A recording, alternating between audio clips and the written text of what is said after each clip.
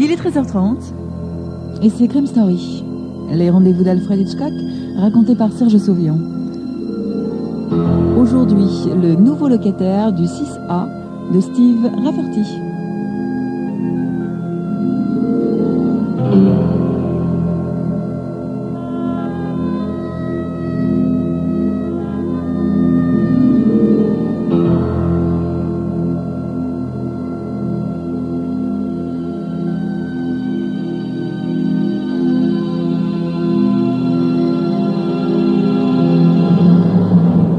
Perdu au milieu des résidences grand standing qui avaient proliféré comme de la mauvaise herbe sur toute la partie haute à l'est de Bordeaux, la résidence Augusta semblait parfaitement anachronique. En effet, elle avait été construite en 1947 et ses locataires avaient eu la possibilité de négocier un bail particulièrement intéressant qui fut ensuite renforcé par des lois définissant d'une manière précise les modalités de location. De ce fait, la plupart des locataires d'origine occupaient toujours la résidence. Comme Victor, le vieux gardien, avait pris l'habitude de le dire aux personnes en quête d'appartement, « Pour pouvoir loger ici, il faut attendre qu'un des occupants parte les pieds devant. » Avec le temps, un certain nombre d'entreprises de pompes funèbres empruntèrent le hall de marbre de la résidence pour effectuer ce qui devait être fait. Et de jeunes couples vinrent s'installer. Des jeunes qui écoutaient la radio bien trop fort et qui ne prenaient pas grand soin du vide-ordures, de la buanderie et du parking. Ces conditions déplorables, faisant sournoisement leur chemin dans l'immeuble, il n'est pas surprenant que les locataires du 6e étage aient été particulièrement touchés par la disparition de Madame Flora Cohen, qui occupait l'appartement 6A. Il est bien évident que la mort de Flora peinait les 3 autres veuves du palier, mais cela ne les empêchait pas d'être intrigués par la question de savoir qui allait venir s'installer à côté d'elle. Ces dames décidèrent donc de se réunir au 6B, chez et sous la présidence de Madame Hélène Floirac, qui mènerait les débats. Était présente Madame Jeanne Lefebvre, du 6C, et Madame Anne Verdier, qui occupait le 6D. Se connaissant toutes les 3 depuis 44 ans qu'elles étaient voisines, elles étaient devenues en quelque sorte des amies très proches, à la suite du décès de leurs époux respectifs. Si proches, en fait, qu'allant chez le même coiffeur, fréquentant les mêmes boutiques et aussi les mêmes restaurants, elles finissaient par se ressembler. Elles ressemblaient, en fait, à des triplées vieillissantes. Hélène Floirac prit la réunion en main. Son mari, ayant été président de sa propre société, il lui avait probablement transmis son talent de décideur. Tout en servant le thé à ses amis, elle donna son opinion. « Je crois, mesdames, que nous devrions nous occuper nous-mêmes de la location du 6A. » Très surprise, Jeanne Lefebvre demanda « Avec quoi, ma chère ?» Son mari, autrefois caissier principal de la banque, lui avait appris ce que signifiait l'érosion massive du revenu des placements. Tout en faisant passer les petits fours, Hélène Floirac suggéra « Nous pourrions participer aux frais, tout simplement. » Anne Verdier objecta. « Je suis sûre que M. Kramer ne me le permettra pas. » Elle faisait référence au fondé de pouvoir qui gérait son compte à la banque. Depuis la mort de son mari, 15 ans auparavant, M. Kramer représentait pour elle la personne d'autorité. Jeanne Lefebvre renchérit. « Ni M. Nagler. » M. Floirac étant décédé sans avoir pris aucune disposition légale, Hélène, sa femme, avait toujours eu le contrôle de ses revenus. Elle revint donc à la charge. « Bon, alors, que faisons-nous, mesdames? Car il est bien certain que les propriétaires ne vont pas nous demander notre avis au sujet des nouveaux locataires. » Anne Verdier, avant de croquer dans un biscuit, dit timidement « Je ne pense pas que nous puissions faire quoi que ce soit, mes amis. On ne peut que s'en remettre à la chance. » Jeanne l'approuva. Elle a raison, nous sommes à leur merci. Nous pouvons tout au plus faire une prière pour qu'on nous envoie un couple calme et charmant, un avocat ou un jeune cadre. Un médecin serait l'idéal. Ce pauvre docteur Morgan n'en peut plus. Le docteur Philippe Morgan et sa femme occupaient à l'étage en dessous l'appartement 5C. Et bien qu'aucun des locataires de l'immeuble ne soit un de ses patients officiels, c'était toujours à lui qu'on faisait appel la nuit en cas d'urgence. Il avait même fait remarquer un jour à sa femme Viviane que s'il avait vraiment envie de dormir une nuit entière, il ferait bien de partir s'installer dans la Creuse. Anne Verdier reprit un petit four. Le principal, c'est qu'il ne soit pas musicien, ce nouveau locataire. Angèle Buffet, au 3A, en a un juste à côté d'elle. Et si l'on en croit la façon dont il joue du piano, il doit être complètement sourd. Hélène Floirac soupira en resservant du thé. Mes amis, comme vous l'avez dit, je crois que nous n'avons plus qu'à faire confiance à la chance. En fait, elles n'eurent pas longtemps à attendre. 2 jours plus tard, des meubles étaient livrés au 6A. Les 3 amies furent très occupées à passer de l'une chez l'autre. Elles éprouvèrent un profond soulagement en constatant la qualité de ce qu'elles découvraient. En effet, la plupart des meubles étaient de très belles pièces, dénotant un goût certain. Ces dames en conclurent que les nouveaux voisins devaient être des gens de qualité. Hélène Floirac prit l'initiative de demander à l'un des déménageurs s'il connaissait le nom des nouveaux locataires. « Ouais, il s'appelle Bernard. Bernard Gillet. Ils viennent de Lyon. » Ce soir-là, au cours de leur dîner hebdomadaire au restaurant, les 3 amis donnèrent libre cours à leur curiosité. Jeanne Lefebvre suggéra: C'est peut-être un couple dont les enfants ont quitté la maison et qui ne veut plus rester seul en ville. Elle change de province, quoi. Anne Verdier prit un air rêveur. Alors c'est possible qu'il y ait des petits-enfants qui viennent les voir pour Noël. C'est merveilleux. Pour diverses raisons, aucune d'entre elles n'avait jamais eu d'enfant. Elles fêtaient donc Noël ensemble, Noël ou tout autre événement d'ailleurs. En fait, tant par l'amitié que par besoin de chaleur humaine, elles avaient recréé une sorte de famille. Lorsqu'il parlait d'elles, Victor, le gardien de l'immeuble, les appelait les 3 mousquetaires. Elles avaient aussi été 4, jusqu'au décès de Flora Cohen.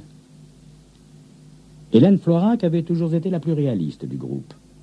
Avez-vous réfléchi, mes bonnes amies, que Madame Bernard Gillet est peut-être veuve, comme nous? Anne Verdier sourit. Eh bien, ça n'en sera que mieux si elle est plaisante. Depuis que cette pauvre Flora nous a quittés, il nous manque une 4e au bridge. Le lendemain, le nouvel occupant du 6A arrivait avec armes et bagages. Ce nouvel occupant n'était ni un couple, ni une veuve. Tiré à 4 épingles, les cheveux argentés, il s'agissait d'un monsieur qui devait avoir dans les 70 ans, mais sa silhouette mince et son allure vive le faisaient paraître beaucoup plus jeune qu'il n'était en réalité. Il accepta sans hésitation une invitation à prendre le thé avec ses nouvelles voisines. Fabricant de boutons à la retraite, M. Bernard Gillet avait perdu sa femme l'hiver précédent. Ce décès ne semblait pas l'avoir perturbé outre mesure. Voyez-vous, mesdames, ma philosophie de la vie se résume à ceci. Tout ce qu'on peut raisonnablement espérer sur Terre, c'est naître et puis mourir, et avec, si possible, quelques éclats de rire entre les deux. Elles le trouvèrent charmant. C'était un très bel homme, parfait gentleman, bon bridgeur et un compagnon merveilleux.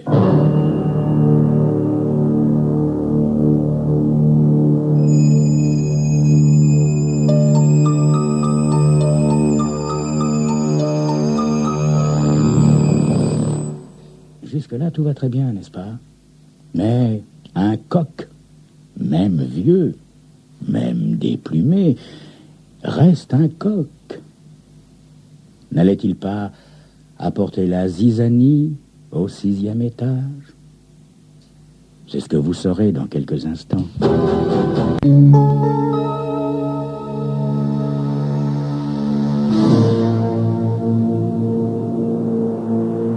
Bernard Gillet entamait sa 2e semaine à la résidence Augusta lorsqu'Hélène Floirac fit part à ses amis de l'idée qu'elle avait eue de l'inviter pour l'anniversaire de Jeanne Lefebvre, réunion qui, cette année, devait avoir lieu chez Anne Verdier.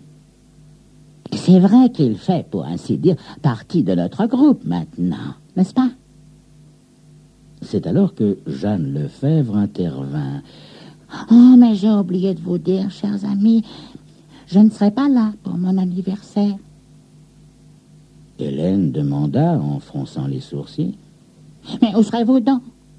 Depuis 12 ans que vous vivez ici, nous avons toujours fêté votre anniversaire ensemble. » « Oui, eh bien, cette année, je dois aller au théâtre et au restaurant. » Ses amis n'en revenaient pas.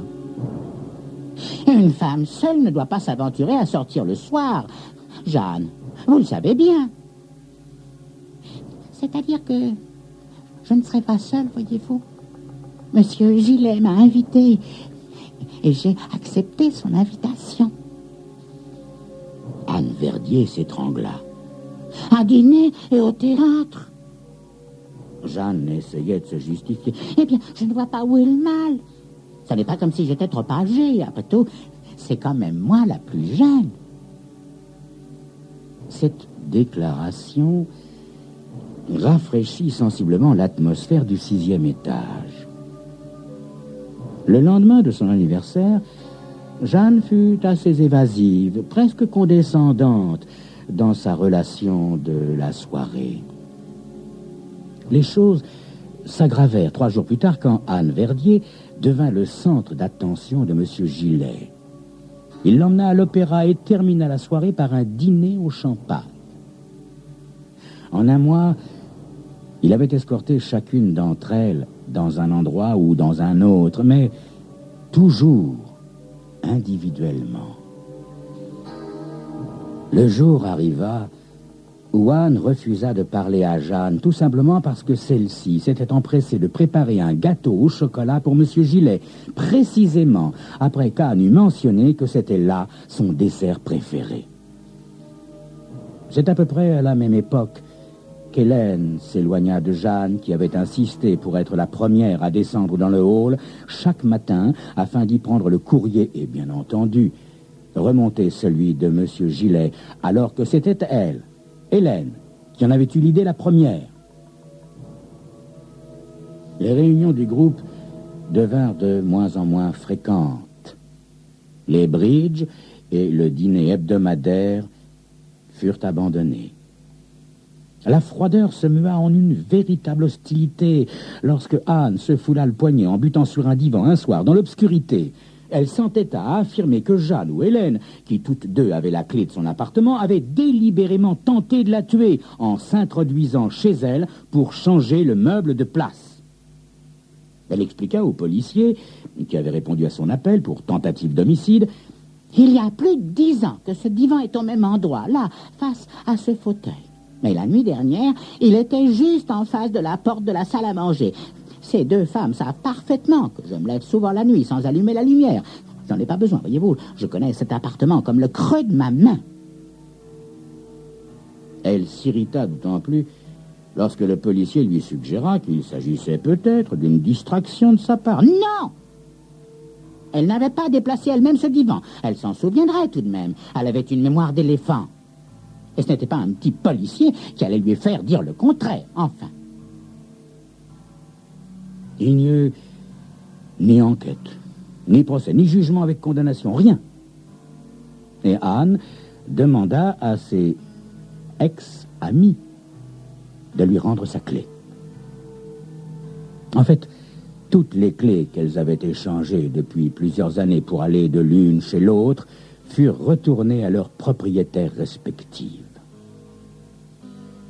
Pendant la convalescence d'Anne, M. Gillet lui apporta des bonbons, des fleurs et un énorme panier garni de fruits. Il emmena aussi Jeanne Lefebvre au restaurant et un peu plus tard dans la semaine, il escorta Hélène Floirac au cinéma. 2 jours plus tard, M. Bernard Gillet était trouvé mort dans son lit par sa femme de ménage qui appela aussitôt le docteur Morgan. Bien que ce fût son jour de congé, dans l'impossibilité qu'il était de se dérober au serment d'Hippocrate, le docteur Morgan monta au 6e étage. Des comprimés se trouvaient sur la table de chevet. Le docteur Morgan reconnut un médicament prescrit pour traiter les maladies de cœur. Il appela le docteur Naudin, dont le nom figurait sur le flacon, et celui-ci confirma qu'il suivait M. Gillet depuis son arrivée à Bordeaux. J'étais inquiet à son sujet car son électrocardiogramme était irrégulier quand je l'ai examiné voici quelques jours. Pouvez-vous me rendre un service, Morgan?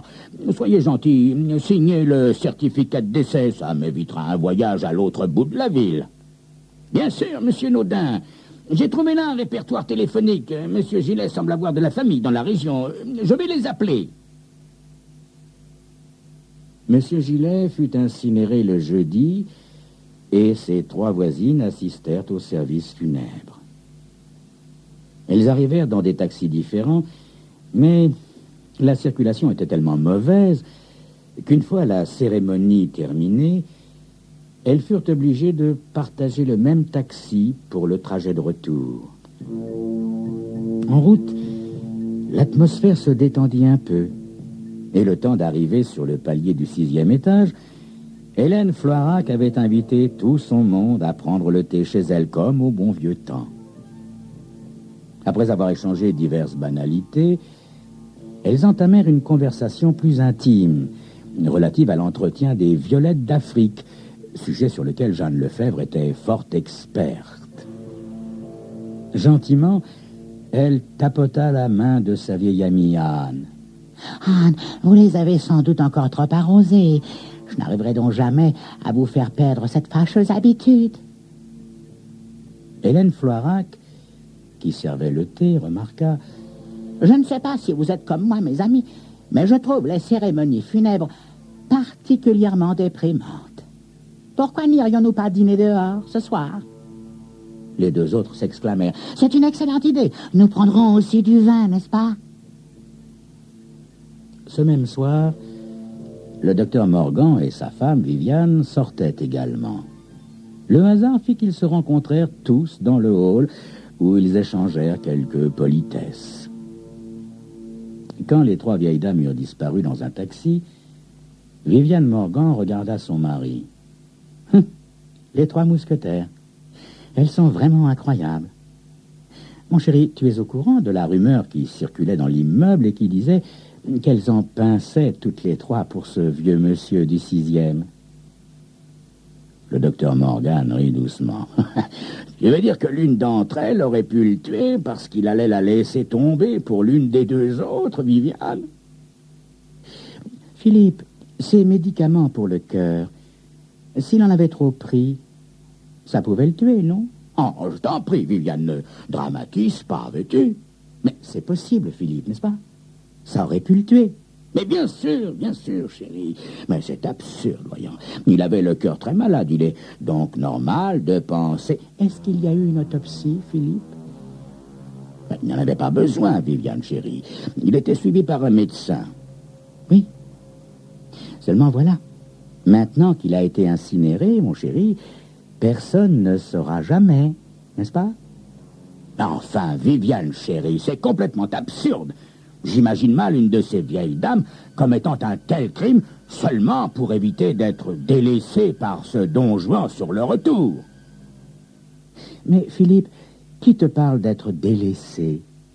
Si tu comprenais quoi que ce soit aux femmes, tu aurais remarqué que ce monsieur Gillet représentait l'élément perturbateur qui dérangeait une très longue amitié. Tu sais, mon chéri, Il est des périodes de la vie au cours desquelles les femmes placent la présence d'un homme parmi elles bien après l'amitié et l'affection qui les unissent, particulièrement à leur âge.